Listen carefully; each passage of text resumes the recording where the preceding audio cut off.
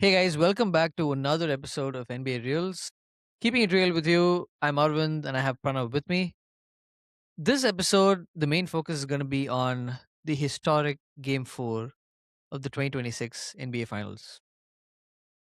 What just happened was one of the greatest comebacks in NBA playoff history and NBA Finals history specifically. And you can call that a mix of a huge collapse as well as a great team that has the belief to always make a run whenever possible, especially in the clutch, and has proven to do so in these playoffs specifically.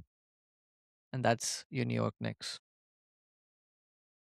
I have a lot to say about the ups and downs of this game, but what stood out to me the most were the clutch moments where both the teams had clear decision making that were on polar opposites.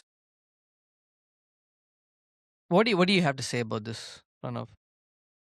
Yeah, when we saw the San Antonio Spurs make all those threes in the first half and jump out to the biggest first half lead by an away team in the NBA Finals in NBA history, we all assumed that the game was over, right? Like, I remember texting everyone, like, what the hell is this? It's a blowout. I didn't expect the Knicks to fold like this at their own home court.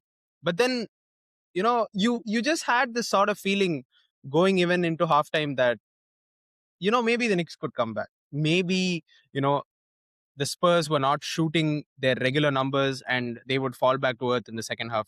But I never expected them to collapse this bad.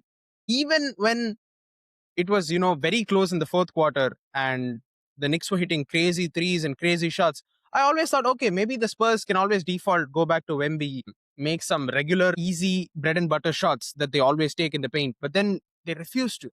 It just felt like a beatdown by the Knicks on the Spurs. But let me tell you, it was not. I believe that this was not the Knicks playing above their weight, it was the Spurs collapsing. And I'll tell you why. The shooting numbers suggest at least it's, a Spurs collapse over a Knicks comeback 60 to 70% because they were like shooting lights out in the first half and then they collapsed. They only made like 8 or 9 field goals in the entire second half. Like, think about it. Imagine a team going from making the most threes in the first half and then absolutely collapsing in terms of shooting in the second half. Like, that's letting the door, that's like leaving the door open. Sorry, pardon my, analogy, but like, quite literally, if you're a championship team, if you have championship aspirations, you cannot leave anything on the floor, especially when you have lost both your home games and you are playing in Madison Square Garden, the mecca of basketball. What are you gonna do, man? Like, have you ever seen a finals team collapse like this? Is there any collapse in recent finals history that reminds you of this? In a single game, definitely not. And with the Spurs being the most favored to win the championship itself, one would think that they would have at least put up a fight or like going back to the Western Conference Finals. The Spurs did have multiple 20 plus point leads against the defending champion, OKC Thunder itself. Yeah. And they were able to close it out.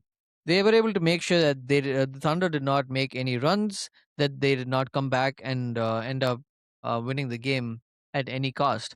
And I genuinely thought that was what we were seeing yesterday. I remember telling you that the Spurs have not blown these Knicks out in any of these games, and that's a telltale sign of how strong the Knicks are. And when I finally saw the first half end yesterday, I was like, okay, I think we are seeing the Spurs actually prove their mettle.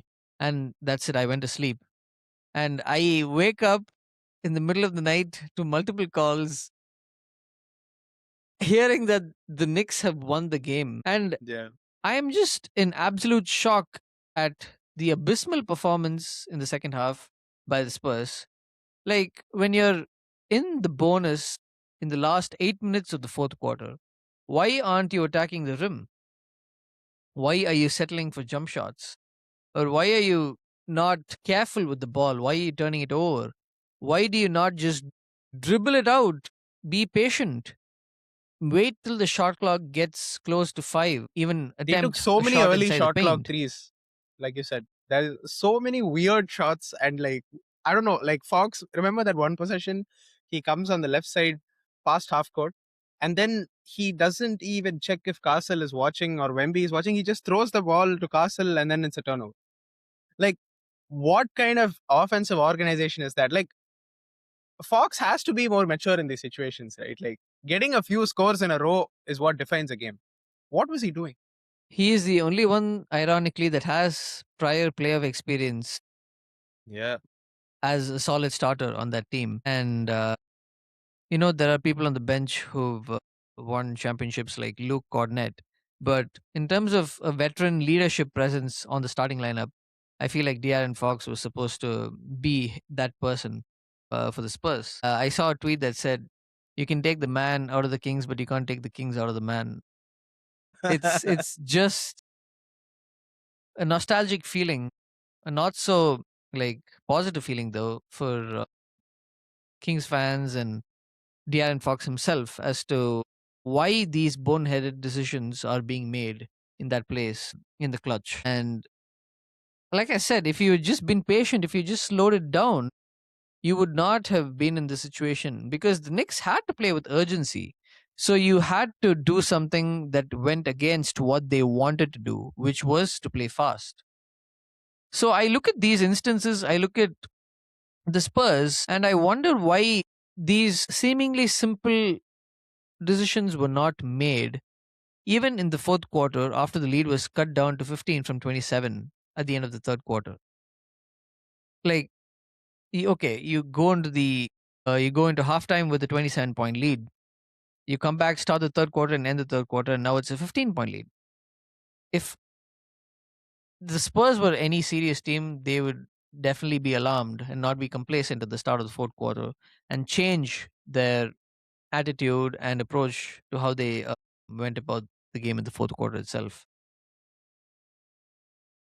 See, if you're a championship pedigree team, you just cannot be a team that blows leads, let alone 29-point leads in a must-win game. That too, we've seen legendary finals performances from players like LeBron, Steph, and you just see what they bring to the table is the attitude of I am not going here without a win. And even KD, for example, as much as it hurts me to say this, KD was raining daggers in the 2017 and 18 finals.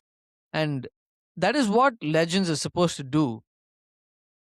They're supposed to rise up to the occasion and make sure that nothing slips out of their hands. And that is what Wembanyama failed to do yesterday. He had multiple opportunities to make it right. He missed two clutch free throws, which eventually ended up costing the Spurs the game. Not to mention De'Aaron Fox and his meltdown, where he could have just ran with the ball when they had the lead instead of attempting to take the layup. But hey, he is known to be one of the fastest players in the league, and I understand why he explained wanting to just make the layup, thinking he could outrun OG. And while that kind of makes sense from just extending the lead perspective, at that point of time you could have at least faked it to get a foul. Worst case, if that's what you wanted to do, you would have known, or you should know He that was in that fouled. moment. No, no, he wasn't. It was ball first and then hand. But So so the thing is, Fox as a veteran, right? Like in that kind of moment, if he goes up for a layup against a much bigger OG and Anunoby, you try to get the foul or you make the shot. Like there's only two variants. He fails to do both. He doesn't make the shot, doesn't draw the foul, and then worse after that, he fouls he fouls Alvarado. Alvarado. Yeah, I don't know why. Alvarado would have gone backcourt himself if De'Aaron Fox had just pressured him more instead of fouling him. I I kind of supported Fox. Okay, I I'm still think I'm still on the side of Fox is the veteran presence on this team, and he should have the ball more in his hands in the clutch and stuff like that. But I after agree with that, the fact that I agree with the fact that he is the veteran presence on the team, but I don't think he should be getting the ball anymore. he did But stabilize the yeah, offense in game three. He had he a did bad not. game one. He had a decent game two and good game three, I would say. The thing is, in Sure. game four, Dylan Harper, in the last 8 minutes of the game, had next to no touches and he was playing out of his mind. Fox was 6 of 16. Harper had more points than him even in the first half and throughout the game. Fox is supposed to be the closer. And you know what I'm saying? Is this a case of mishandled players? Because even though Fox is an engine on his own, Dylan Harper was quietly way better than him all night. And a discussion point that I think we should really start bringing up more is that in a 1 point finals loss, should they have given the ball to Harper more in the clutch? And considering the fact that Fox was not making shots and Castle had to save them with those last minute free throws to give them the 1 point lead, should they have just called timeout and figured the play out? Is this a case of coaching or is it on Fox? Because players don't blow 29-point leads. Look at the case of Cleveland in game one, just the previous round. They had a 22-point lead with 7 minutes left in the fourth quarter and they blew it. At least that game went into overtime. And you know how game two ended. Wemby throws it to Castle. Is this a case of just bad coaching, not calling your timeouts in the clutch and saving them to go back home with it? I think Mitch Johnson, much like, you know, some of the best coaches, thinks that his team can go and make a play on their own. But sometimes, especially in these big moments, right? And with the experience that the Spurs have, he should have called a lot more timeouts. He should have organized his team better out of timeouts. I don't know what was going through his mind in those moments. I just know that Coach Pop would have probably had a stroke if he was coaching this team right now. But see, the thing is, I agree with you on the fact that this is not just a single player or it's not just a couple players. It's definitely the whole team. That's why, even in a win or in a loss, you have to credit or blame the whole team. It's not going to be on any individual person because the team has to create the circumstances for anything to happen in the first place. But touching on your Dylan Harper point, I just saw an interesting statistic about the game yesterday. The Spurs had a total of 28 bench points to the Knicks 12. Out of the Spurs 28 bench points, Dylan Harper had 21. Keldon Johnson, the quote unquote sixth man of the year, had 2. Out of the Knicks 12 bench points, Jose Alvarado had 8. And this is something that makes your blood boil, right? When a person's clearly playing better than his pay grade, you're supposed to see where it goes. You're supposed to give Dylan Harper more touches. You're supposed to give him more playtime, especially in the clutch, as he has proven to be that man even against OKC and even in the finals against the Knicks. In the first couple games when the Spurs lost by close margins as well, we spoke about it. We spoke about why Dylan Harper was not getting more touches down the stretch. Why was it going to just De'Aaron Fox or Wemby? And while I understand that there is just one ball, why not give it to Dylan Harper to see what he can cook? When he has clearly showed that he can cook when needed, he is capable of doing more. And he's one of the strongest players in the paint for his size and age. And he can at least definitely has the IQ to draw a foul, if not score the basket. And you're never going to know the answer to an unanswered question if you don't try it out. You know what I'm It's kind saying? of So I crazy think, because we are advocating for giving the ball to a rookie in the first ever playoffs of his career over Fox yeah, or even to Castle for that matter. I don't even know what to I say. would not It's kind of crazy. see. Castle was good in game three, but yesterday I don't have much to blame him specifically about because you have a good game, you have a bad game, but he drained the clutch free throws when needed. He was there when his team needed him in the clutch. I will not. He's not the focus of my conversation at all. I would primarily focus on Wemby and De'Aaron Fox and Mitch Johnson And for sure. Mitch Johnson for this coaching and maybe Yeah, a few of the bench players production. I'm not going to talk But I about feel Keldon Johnson. He will not have a single thing said about him because I do not know. He's so talented in terms of getting into the paint and getting his way in, like bullying himself and bullying other people in the paint. I don't understand why he just does not do that more. Can be He said for the The entire problem Spurs that team. I've always said, yeah, you can't live and die by the three when you're up 29. You gotta do more inside the paint. Like I mentioned, they were in the bonus for the last 8 minutes of the fourth quarter. I don't know what they were doing. And very interestingly, the Spurs had not committed a single foul until very late in the fourth quarter. So when you have those advantages for you and the conditions are favorable, what is stopping you from just making logical decisions in that moment? It Yeah, always baffles yeah. me when such talented teams blow leads that are seemingly impossible to come from. And out of this all, I do not want to take away credit from OG Anunoby and Jalen Brunson. They believed in the second half that they were going to make a comeback, and OG Anunoby went off in the second half. He had 7 threes in the entire game. He had just 2 off the9 attempts. NBA record, NBA Finals record.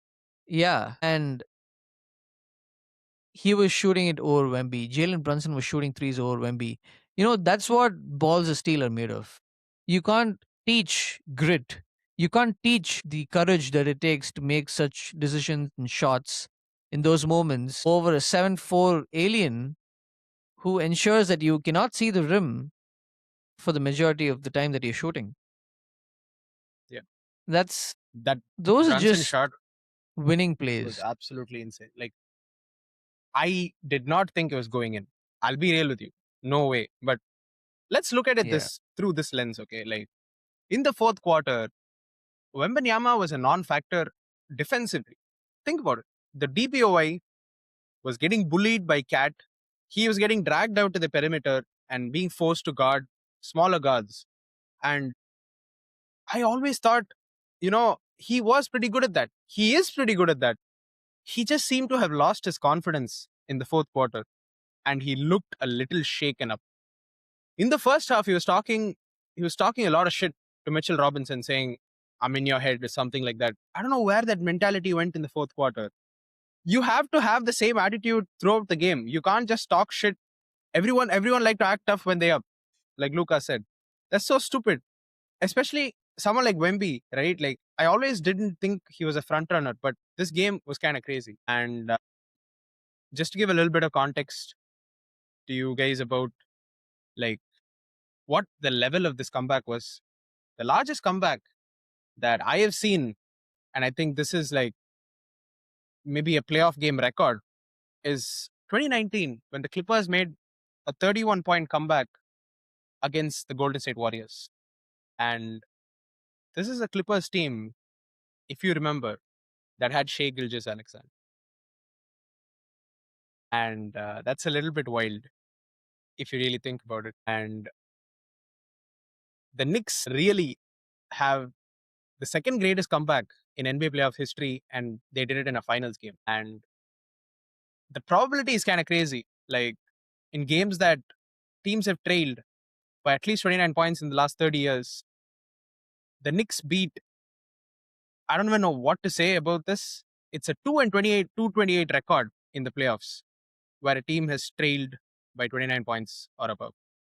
And I guess the two comebacks that I mentioned, one the Knicks and two the Clippers, are the only two instances where a team has come back when they were down at least 29 points.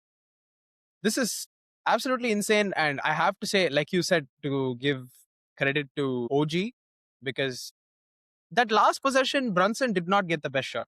And I honestly thought the Spurs were going to take it, but that tip might have been the greatest shot. And I'm just sad that it was the fucking Knicks. Oh my God.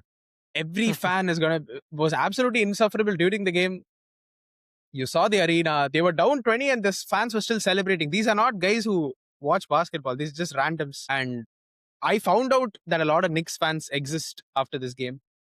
So I don't know, man. Like it just sucks. I did not anticipate this. I know we both had the Spurs. I had the Spurs at the start of the playoffs itself.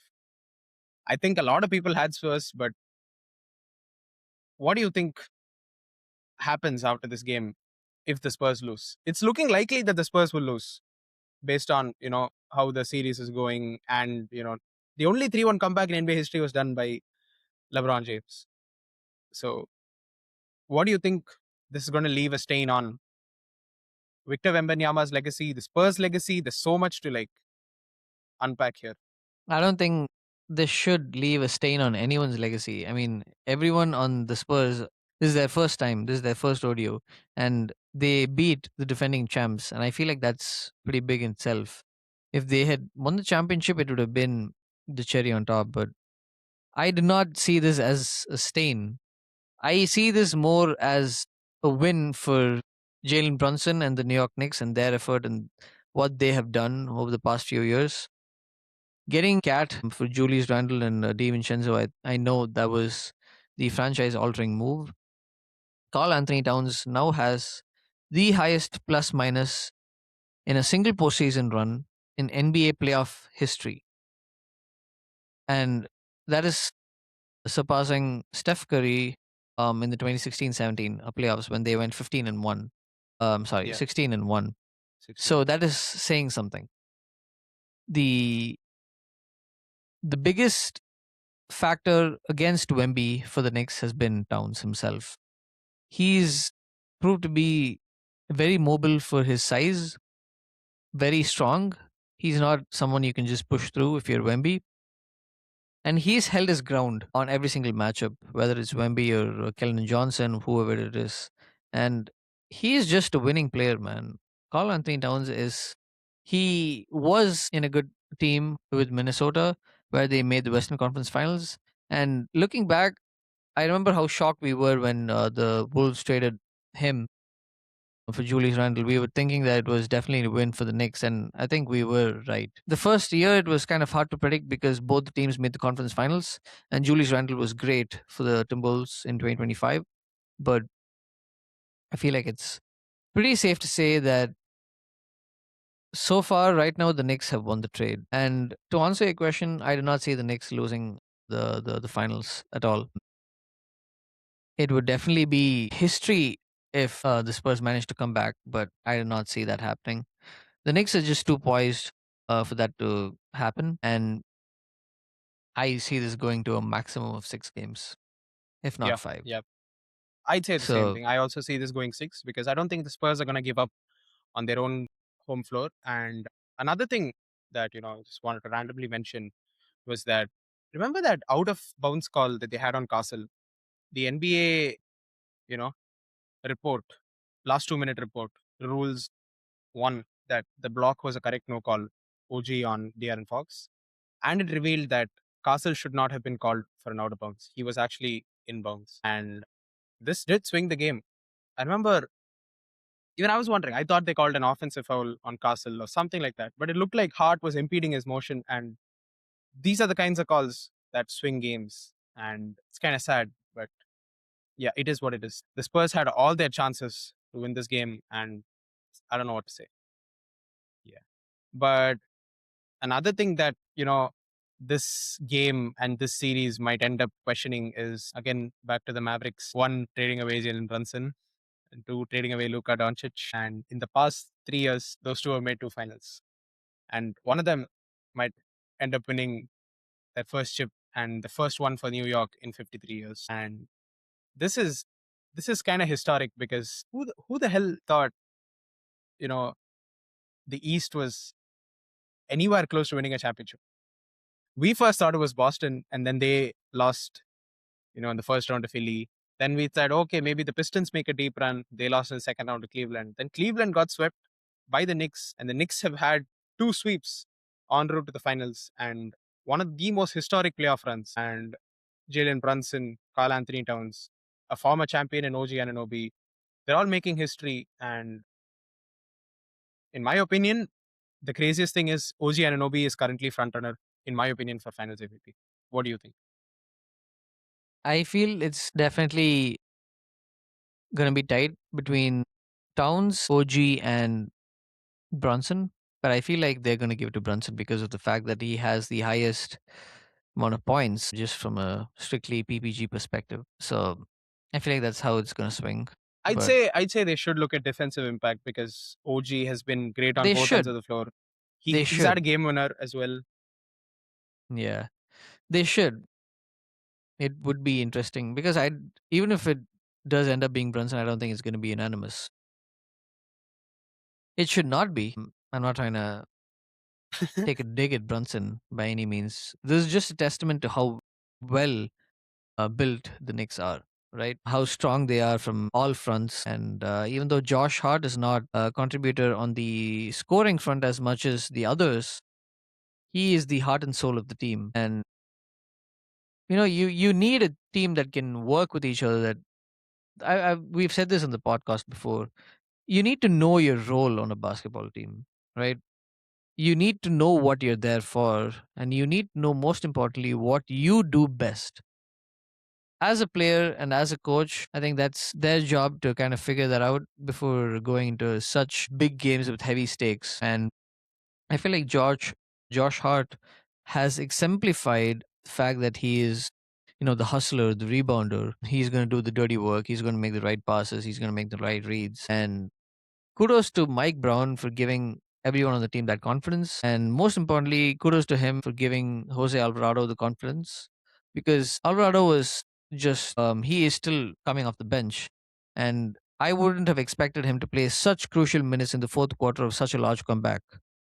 He had multiple threes down the stretch, and he really eased Brunson's role by letting him get off the ball in some cases. And Yep. Alvarado acted as the secondary ball handler. Such coaching decisions that ease your star and distribute the load evenly among the other teammates. That's always a recipe for success. Kudos to Mike Brown for doing this, and we know how great a coach he is. He was the architect, along with Steve Kerr, behind the Warriors dynasty, and he was also the first coach to lead the Kings back to the playoffs in 2023. Ironically, with De'Aaron Fox as his point guard back then.